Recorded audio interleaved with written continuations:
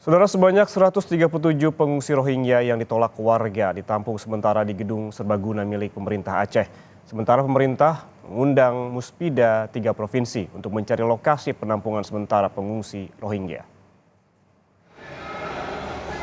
Sebanyak 137 pengungsi Rohingya yang ditolak di sejumlah lokasi penampungan di Aceh Besar, kini ditampung di Balai Mesuraya, milik pemerintah provinsi di Banda Aceh. Mereka ditampung di lahan parkir bawah gedung dengan kondisi seadanya.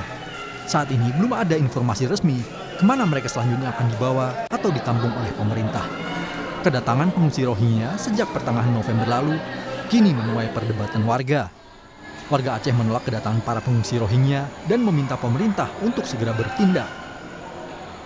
Pengungsi kini menempati area depan kantor Gubernur Aceh karena sempat ditolak warga Lamreh, Aceh Besar. Pemerintah Aceh hanya mengantarkan saja ke Ladong. Ketika ada penolakan gimana? Di situ milik pemerintah.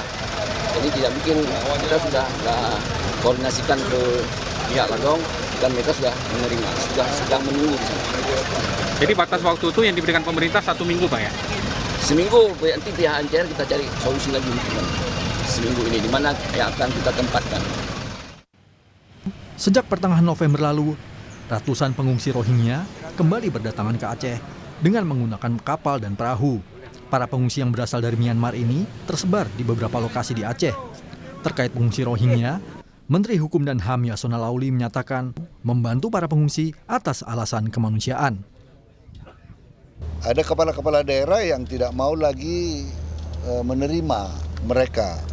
Tapi namun demikian ya kita berharap ya pemerintah daerah, pemerintah pusat juga, dan tentunya IOM dan UNHCR ya bersama-sama dengan kita untuk mencari solusi yang tepat untuk itu. Indonesia sudah cukup banyak melakukan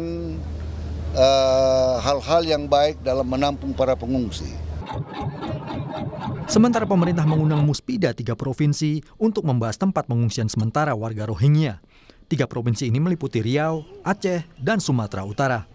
Langkah ini murni diplomasi kemanusiaan. Pasalnya Indonesia bukan anggota dari konvensi pengungsi.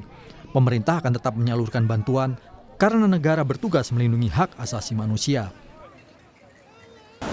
Yang sifatnya sementara, ya, karena kita tidak terikat dengan konvensi PBB tentang pengungsi, Komisi Tinggi Pengungsi, tidak, kita tidak punya ikatan itu, UNHCR ya, kita hanya kemanusiaan, kita diplomasi kemanusiaan, harus menolong orang, harus menyelamatkan orang.